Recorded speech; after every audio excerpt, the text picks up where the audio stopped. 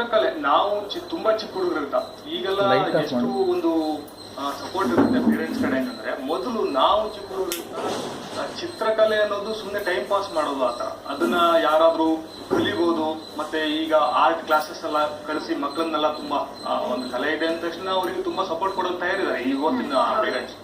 But ಅವಾಗೆಲ್ಲ ಗೊತ್ತಿರ್ಲಿಲ್ಲ ಆತರ ಒಂದು ಮಕ್ಕಳನ್ನ ಇದನ್ನೇ ಉದ್ಯಮಿಸಬೇಕು, ಇದನ್ನ ಮುಂದೆ ಲೈಫ್ ಇದೆ ಅಂತ ಗೊತ್ತಿರ್ಲಿಲ್ಲ ಇದ್ರಲ್ಲಿ. ಸೊ ಆದ್ರಿಂದ ಏನಾಯ್ತಂದ್ರೆ ಚಿತ್ರಕಲೆನ ಈಗ ಫೋರ್ಸ್ಫುಲಿ ಕಲಿಸ್ತಾರೆ, ಅವಾಗೆಲ್ಲ ನಮ್ಗೆ ಫೋರ್ಸ್ಫುಲಿ ಕಲಿಸೋದಲ್ಲ, ಗೊತ್ತಿದ್ರೇನೆ ಕಲಿಸೋದಕ್ಕೆ ತಯಾರಿರ್ಲಿಲ್ಲ.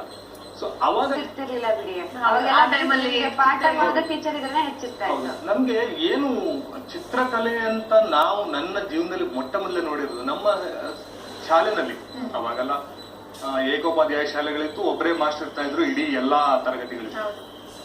ಅವಾಗ ಏನ್ ಮಾಡ್ತಾ ಇದ್ರು ಅಂದ್ರೆ, ಒಂದು ತರಗತಿಗೆ ಪಾಠ ಮಾಡ್ತಾ ಇರುವಾಗ ಟೀಚರ್ ಏನ್ ಮಾಡ್ತಾ ಇದ್ರು, ಬೇರೆ ಮಕ್ಕಳಿಗೆ ಹೇಳ್ತಾ ಇದ್ರು ನೀವು ಚಿತ್ರ ಬರೀರಿ ಅಂತ. ಯಾಕಂದ್ರೆ ಮೋಸ್ಟ್ಲಿ ಗಲಾಟೆನ ಅವಾಯ್ಡ್ ಮಾಡೋದಕ್ಕೆ. ನನಗೆ ತುಂಬಾ ಒಂದು ಆಸಕ್ತಿಕರ ವಿಷಯ ಅಂದ್ರೆ ಅವಾಗ ನನಗೆ ಚಿತ್ರ ಬರೆಯೋದು ತುಂಬಾ ಒಂದು ಸಂತೋಷ ಕೊಡ್ತಾ ಇದ್ದಂತ ವಿಷಯ ಆ ಟೈಮಲ್ಲಿ. ಸೊ ಹಾಗೆ ನಾನು ಚಿತ್ರ ಬರೆಯೋಕೆ ಶುರು ಮಾಡಿದೆ. ಬಹುಶಃ ಅದಕ್ಕಿಂತ ಮುಂಚೆನೆ ಬರಿತಾ ಇದ್ದೆ, ಅವರು ಹೇಳಿದ್ಮೇಲೆ ಇನ್ನು ಬರಿಬಹುದು ನಾವು ಚೆನ್ನಾಗಿ. ಆಮೇಲೆ ಏನ್ ಮಾಡ್ತಾ ಇದೆ ಅಂದ್ರೆ, ಇವಾಗಿನ ತರ ಪೆನ್ಸಿಲ್ ಕಲರ್ ಪೆನ್ಸಿಲ್ ನೋಡೇ ಇಲ್ಲ ನಾವು, ಅವಾಗ ಇರ್ಲಿಲ್ಲ. ಬಟ್ ಸ್ಲೇಟ್ ಅಲ್ಲಿ ಬರಿತಾ ಇದ್ವಿ.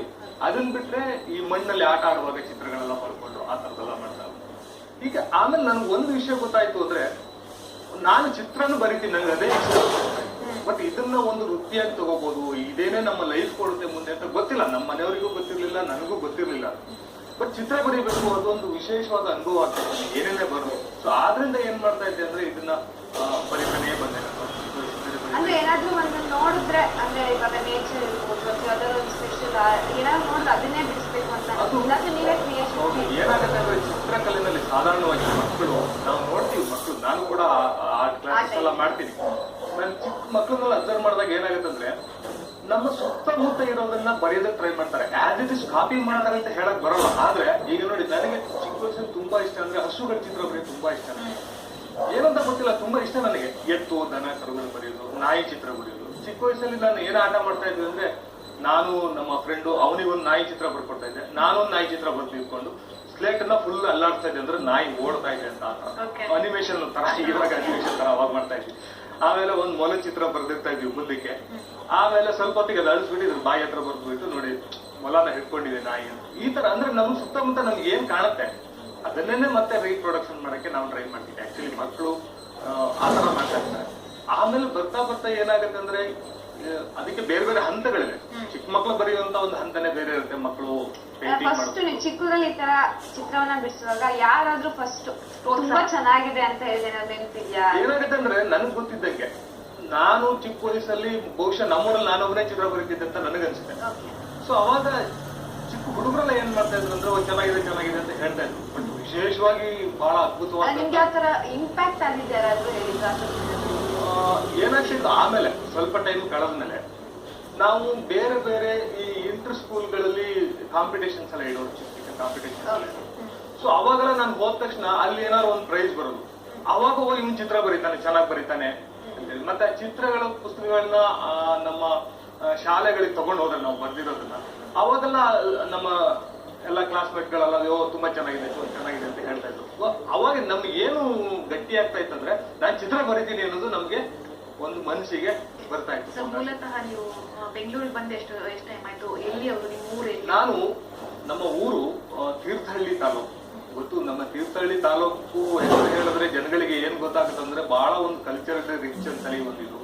ಸಾಹಿತ್ಯಿಕವಾಗಿ ನೀವು ಒಬ್ಬೊಬ್ಬರನ್ನೆಲ್ಲ ತುಂಬಾ ಜನನ ಹೆಸರು ಹೇಳ್ಬೋದು. ತುಂಬಾ ಜನ ಕುವೆಂಪು ಲೆವೆಲ್ಗೆ ಹೋದಂತ ತುಂಬಾ ಜನನೂ ಇದ್ದಾರೆ.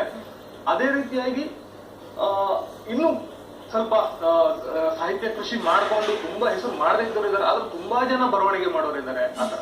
ಸೊ ನಮ್ಗೆಲ್ಲ ತುಂಬಾ ಒಂದು ಹೆಮ್ಮೆ ಏನಂದ್ರೆ, ನಮ್ಮ ಊರು ಹೆಸರನ್ನ ಹೇಳಿದ್ರೆ ಗುರುತಿಸ್ತಾರೆ. ಯಾರು ಅಂದ್ರೆ, ಇವರೆಲ್ಲ ಒಂದು ಕಲೆನ ಮಾಡಬಲ್ರು ಇವರು ಅಂತ ಹೇಳಿ ಜನ ಅಕ್ಸೆಪ್ಟ್ ಮಾಡುವಂತ ಒಂದು ಪರಿಸ್ಥಿತಿ. ಅದು ನಮ್ಗೆ ಹೆಮ್ಮೆ ಇದೆ. ಅದಾದ್ಮೇಲೆ ಸ್ಟಾರ್ಟಿಂಗ್ ಅಲ್ಲಿ ಹೇಳಿದ್ವಿ ನಾವು ಸ್ಪೆಷಲ್ ಏನಾದ್ರು ನಮ್ಮ ಸೆಟ್ ಸ್ಪೆಷಲ್ ಆಗಿದೆ ಅಂತ. ವೀಕ್ಷಕರೇ, ಇವರೇ ಬಿಡಿಸಿದಂತ ಚಿತ್ರವನ್ನ ನೀವು ನೋಡ್ತಾ ಇದ್ರಿ. ನಾವೆಲ್ಲ ಇದನ್ನ ಸೆಟ್ ಅಲ್ಲಿ ಇಟ್ಟಿದೀವಿ. ಸೊ ಎಷ್ಟು ಅದ್ಭುತವಾಗಿ ಬಿಡಿಸ್ತೀರಾ. ಮತ್ತೆ ನಿಮ್ದು ಮನೆಯಲ್ಲಿ ಮನೆ ಬಗ್ಗೆ ತಿಳ್ಕೊಂಡೆ, ಸ್ವಲ್ಪ ಬಡತನ ಇತ್ತು, ತುಂಬಾ ಕಷ್ಟಪಟ್ಟು ಬಂದ್ರಿ ಅಂತ ಕೇಳ್ಪಟ್ವಿ. ಸೊ ಯಾವ ತರ ಎನ್ಕರೇಜ್ಮೆಂಟ್ ಇತ್ತು ನೀವು ಈ ಚಿತ್ರ ಇಲ್ಲ ಓದು ನೀನು ಏನ್ ಚಿತ್ರ ಬಿಡಿಸ್ಕೊಂಡ್ ಕೂತಿರ್ತೀವಿ ಆತರ ಮನೆಯಲ್ಲಿ ಏನಾಗ್ತೈತಂದ್ರೆ, ಈಗ ಬಡತನದ ಬಗ್ಗೆ ಹೇಳ್ಬೇಕಂದ್ರೆ ನಮ್ಮನೆ ಮಾತ್ರ ಅಲ್ಲ, ಅವ್ ಎಲ್ರು ಬಡವ್ರೆ. ಅವಾಗ ತುಂಬಾ ಶ್ರೀಮಂತರು ಅನ್ನೋದು ಯಾರಿದ್ರೆ ಅವ್ರು ಇವತ್ತಿನ ಕಾಲ ಕಂಪೇರ್ ಮಾಡಿದ್ರೆ ಆ ಶ್ರೀಮಂತರು ಬಡವರೇ ಇರ್ಬೋದೇನೋ ಇವಾಗ ಕಂಪೇರ್ ಮಾಡಿದ್ರೆ.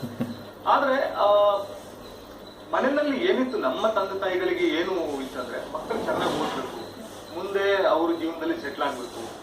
ಚೆನ್ನಾಗಿ ಓದೋದ್ರಿಂದ ಮಾತ್ರ ಗೊತ್ತಿತ್ತು ಅವರಿಗೆ, ಬೇರೆ ಏನು ದಾರಿ ಇಲ್ಲ. ಚೆನ್ನಾಗಿ ಓದಿದ್ರೆ ಅವ್ರ ಜೀವನದಲ್ಲಿ ಏನಾರು ಆಗ್ತಾರೆ ಅಂತ ಗೊತ್ತಿತ್ತು. ಬಟ್ ಚೆನ್ನಾಗೇನು ಓದಕ್ ಆಗಿಲ್ಲ ನಮ್ಗೆ. ಯಾಕೆಂದ್ರೆ ಅವ್ರು ಏನಾಗ್ತಿತ್ತು ಅಂದ್ರೆ, ಒಂದ್ ಹಂತಕ್ಕೆ ಹೋದ್ಮೇಲೆ ಓದೋದೆಲ್ಲ ನನಗೂ ಅನ್ನಿಸ್ತು ಇದು ತುಂಬಾ ವೇಸ್ಟೇನೆ ತುಂಬಾ ಓದೋದು ಅಂತ. ಬಟ್ ಅದ್ರ ಆದ್ಮೇಲೆ ಮುಂದೆ ನಾನು ಏನ್ ಮಾಡಿದೆ, ನನಗೆ ಇದೇ ಒಂದು ಇದ್ರಲ್ಲಿ ಒಂದು ಡಿಗ್ರಿ ಮಾಡ್ಕೊಂಡೆ, ಆಮೇಲೆ ಒಂದು ಮಾಸ್ಟರ್ ಡಿಗ್ರಿ ಮಾಡ್ಕೊಂಡೆ, ಯಾವ್ದ್ರಲ್ಲಿ ಚಿತ್ರಕಲೆನಲ್ಲಿ ಮಾಡ್ಕೊಂಡೆ. ಆದ್ರೆ ಬೇರೆ ಒಂದು ಫಾರ್ಮಲ್ ಎಜುಕೇಶನ್ ಬಗ್ಗೆ ನನಗೆ ಯಾವ್ದು ಇಂಟ್ರೆಸ್ಟ್ ಅಷ್ಟೊಂದು ಇರ್ಲಿಲ್ಲ ಅಂತ ಅನ್ಸುತ್ತೆ.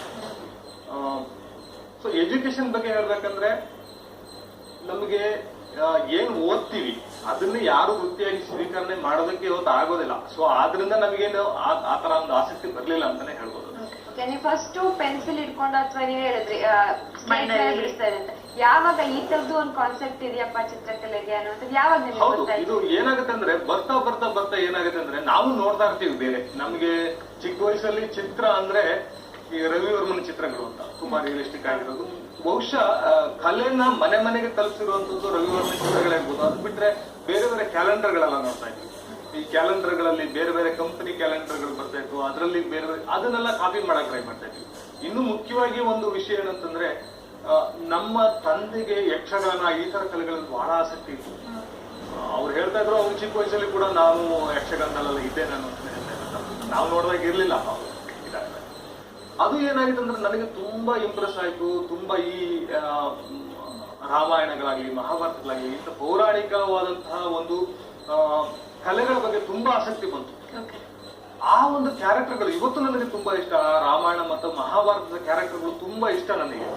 ಸರ್, ಇವಾಗ ಚಿತ್ರ ತಗೊಂಡು ಬಂದಿದ್ದೀರಾ, ಅದ್ರಲ್ಲಿ ಒಂದು ಚಿತ್ರವನ್ನು ನಮ್ಗೆ ಎಕ್ಸ್ಪ್ಲೈನ್ ಮಾಡ್ಬೋದಾ? ಅದೇ ವೀಕ್ಷಕರಿಗೆ ಹೇಳ್ಬೋದು, ಅದರ ಪೇಂಟಿಂಗ್ ತಗೊಂಡು ಖಂಡಿತ. ಏನಂದ್ರೆ, ನಾನೊಂದು ಪೇಂಟಿಂಗ್ ತೋರಿಸ್ತೀನಿ ನಿಮ್ಗೆ. ನಾನು ಯಾವ ತರ ಚಿತ್ರ ಬರಿತೀನಿ ಅಂತ ಹೇಳ್ತೀನಿ. ಫಸ್ಟ್ ಯಾವ ತರ ಬರಿತೀನಿ ಅಂತ ಹೇಳಿದ್ರೆ, ಒಂದು ಈ ಪೌರಾಣಿಕವಾದ ಕಲ್ಪನೆಗಳನ್ನ ಜಾಸ್ತಿ ಇಟ್ಕೊಂಡು ಮಾಡ್ತೀನಿ. ಯಾಕಂದ್ರೆ ನಮ್ಮ ಪೌರಾಣಿಕವಾದ ಚಿತ್ರಗಳು ಏನಿದೆ, ನಮ್ಮ ಕಲ್ಪನೆಗಳು ನನಗನ್ಸೋ ಮಟ್ಟಿಗೆ ಅದು ನೇರವಾಗಿ ಏನ್ ಹೇಳ್ತಾ ಇದ್ರೆ ಅದೇ ಅಲ್ಲ, ಅದಕ್ಕೆ ಬೇರೆ ಏನೋ ಒಂದು ಅರ್ಥ ಇದೆ, ಒಂದು ಒಳಗಡೆ ಬೇರೆ ಒಂದು ವಿಭಿನ್ನವಾದ ಅರ್ಥ ಇದೆ. ಆ ಬೇಸಿಸ್ ಮೇಲೆ ತುಂಬಾ ವರ್ಕ್ಗಳು ಮಾಡಿದೆ ನಾನು.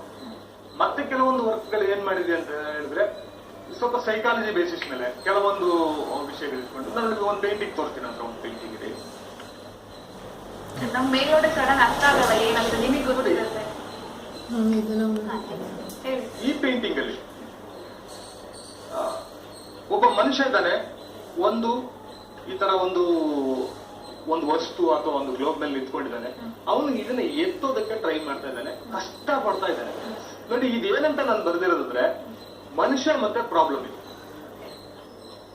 ನೋಡಿ, ನಿಮ್ದೊಂದು ಪ್ರಾಬ್ಲಮ್ ಇರುತ್ತೆ, ನಾನು ತುಂಬಾ ಈಸಿಯಾಗಿ ಸಾಲ್ವ್ ಮಾಡ್ಬೋದು, ತುಂಬಾ ಈಸಿ ಅಂತ ಅನ್ಸುತ್ತೆ. ನನ್ನ ಪ್ರಾಬ್ಲಮ್ ನಿಮಗೆ ಈಸಿ ಅಂತ ಅನ್ಸುತ್ತೆ, ನಮ್ಮ ಪ್ರಾಬ್ಲಮ್ ನಮ್ಗೆ ತುಂಬಾ ಕಷ್ಟ ಅಂತ ಪ್ರತಿಯೊಬ್ಬರಿಗೆ. ಯಾಕೆ ಅಂತ ಹೇಳಿದ್ರೆ, ನೋಡಿ, ಅವನ ಪ್ರಾಬ್ಲಮ್ ಮೇಲೆ ನಿಂತ್ಕೊಂಡಿದ್ದಾನೆ. ಯಾವುದೇ ವಸ್ತು ಮೇಲೆ ನಾವೇ ನಿಂತ್ಕೊಂಡು ನಾವೇ ಅದನ್ನ ಎತ್ತೋದಕ್ಕೆ ಎಷ್ಟು ಕಷ್ಟ ಅಂದ್ರೆ, ಒಂದು ಪೇಪರ್ನ ಕೂಡ ನೀವು ಎತ್ತಕ್ಕಾಗಲ್ಲ.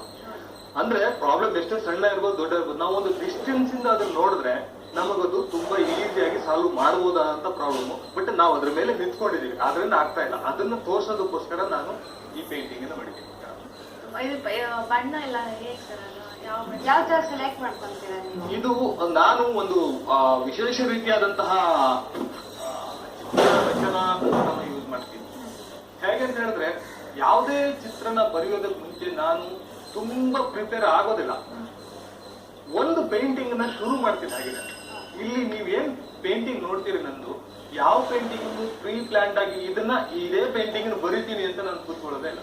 ಪೇಂಟಿಂಗ್ ಅನ್ನು ಶುರು ಮಾಡ್ತೀನಿ, ಕೆಲವೊಂದು ಟೆಕ್ಸ್ಚರ್ ಗಳನ್ನ ಕ್ರಿಯೇಟ್ ಮಾಡ್ತೀನಿ. ಟೆಕ್ಸ್ಚರ್ ಕ್ರಿಯೇಟ್ ಮಾಡ್ತಾ ಮಾಡ್ತಾ ನಾನು ಪೇಂಟಿಂಗ್ ಅನ್ನ ನೋಡ್ತಾ ಹೋದಂಗೂ ಏನಾಗುತ್ತೆ ನನಗೆ, ಇದು ಅಂತ ಅದಾಗೇನೆ ಒಂದು ಪೇಂಟಿಂಗ್ ಬರುತ್ತೆ.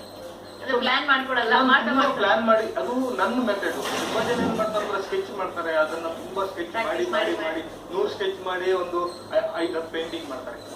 ಬಟ್ ನನ್ನ ಮೆಥಡ್ ತುಂಬಾ ಬೇರೆ ಮಾಡ್ತೀನಿ. ನನ್ನ ಇಮ್ಯಾಜಿನೇಷನ್ ಏನ್ ಬರುತ್ತೆ, ನನ್ಗೆ ಏನ್ ಮಾಡ್ಬೇಕಂತ ಅವಾಗ ಅನ್ಸುತ್ತೆ, ಆ ಪೇಂಟಿಂಗ್ ಫಿನಿಶ್ ಆದ್ಮೇಲೆ ನಾನೇ ನೋಡ್ತೀನಿ ಪೇಂಟಿಂಗ್ ಏನ್ ಹೇಳ್ತಾ ಇದ್ದೀನಿ, ಬೇರೆಯವ್ರ ತರ ನಾನೇ ನೋಡ್ತೀನಿ. ನೀವು ಹೇಗೆ ಒಂದು ಪೇಂಟಿಂಗ್ ನೋಡ್ತೀರಿ, ನಾನು ನನ್ನ ಪೇಂಟಿಂಗ್ ನೋಡ್ತೀನಿ, ಚೆನ್ನಾಗಿದೆ ಚೆನ್ನಾಗಿಲ್ಲ. ಕೆಲವು ಪೇಂಟಿಂಗ್ ನನಗೆ ಚೆನ್ನಾಗಿಲ್ಲ ಅಂತ ಅನ್ಸುತ್ತೆ, ಕೆಲವು ಪೇಂಟಿಂಗ್ ಚೆನ್ನಾಗಿದೆ ಅನ್ಸುತ್ತೆ. ನನಗೆ ಚೆನ್ನಾಗಿಲ್ಲ ಅಂತ ಅನ್ಸಿರೋ ಪೇಂಟಿಂಗ್ ಬೇರೆಯವ್ರಿಗೆ ತುಂಬಾ ಚೆನ್ನಾಗಿದೆ ಅನ್ಸುತ್ತೆ. ನಾನು ತುಂಬಾ ಚೆನ್ನಾಗಿದೆ ಅನ್ಕೊಂಡಿರೋ ಪೇಂಟಿಂಗ್ ಕೂಡ ಬೇರೆಯವ್ರಿಗೆ ಚೆನ್ನಾಗಿದೆ ಇಲ್ಲ ಅಂತ ಕೂಡ ಅನ್ಸುತ್ತೆ. ಅಂದ್ರೆ ನಾನು ಪ್ರೇಕ್ಷಕ ಆಗ್ಬಿಡ್ತೀನಿ ಆಮೇಲೆ. ಸಿಗ್ನೇಚರ್ ಅಲ್ಲಿ ನಾವು ಕಾರ್ಟೂನ್ ತರ ಏನೋ ಮಾಡ್ತೀವಿ ಅಂತ ಹೌದು. ಹೇಳಿದ್ರೆ ನೋಡಿ, ಒಂದು ಯಾವುದೇ ಒಂದು ಸ್ಕ್ರಿಬ್ಲಿಂಗ್ ಆಗ್ಲಿ, ಯಾವುದೇ ಒಂದು ವಸ್ತು ಆಗ್ಲಿ, ಏನನ್ನೇ ನೋಡ್ಲಿ, ಒಬ್ಬ ಕಲಾವಿದನ ಮನಸ್ಸು ಏನ್ ಮಾಡ್ತಾ ಇರುತ್ತಂದ್ರೆ ಅದ್ರಲ್ಲಿ ಏನೋ ಒಂದು ಚಿತ್ರನ ಹುಡುಕ್ತಾ ಇರುತ್ತೆ. ಮೂಲತಃ ಒಬ್ಬ ಕಲಾವಿದ ಅಂದ್ರೆ ಏನ್ ಮಾಡ್ತಾನೆ, ಏನನ್ನ ನೋಡಿದ್ರು ಒಂದು ಚಿತ್ರ ಕಾಣ್ತಾನೆ. ಸೊ ಇದನ್ನ ಏನ್ ಮಾಡಿದ್ವಿ ಅಂದ್ರೆ, ನಾನು ಇದಕ್ಕೆ ಮುಂಚೆ, ನಾನು ಈಗ ಬೆಂಗಳೂರಿನಲ್ಲಿ ಎಲ್ಲಿ ಕೆಲಸ ಮಾಡ್ತಾ ಇದ್ದೀನಿ, ಫೆಡರಲಿಸ್ಟ್ ಗ್ಯಾಲರಿ ಅಂತ, ಅದಕ್ಕಿಂತ ಮುಂಚೆ ವಿರಾಜಪೇಟೆನಲ್ಲಿ ಮಹೀಂದ್ರಾ ಅಂಡ್ ಮಹೀಂದ್ರಾ ಅಲ್ಲಿ ವರ್ಕ್ ಮಾಡ್ತಾ ಇದ್ದೆ. ಅಲ್ಲಿ ಕೂಡ ಈ ಒಂದು ಕಾನ್ಸೆಪ್ಟ್ ಅನ್ನ ಇಂಪ್ಲಿಮೆಂಟ್ ಮಾಡಿದ್ವಿ. ಅಲ್ಲಿ ಒಂದು ಆರ್ಟ್ ಗ್ಯಾಲರಿ ಮಾಡಿದ್ದೆ, ಅಲ್ಲಿ ಒಂದು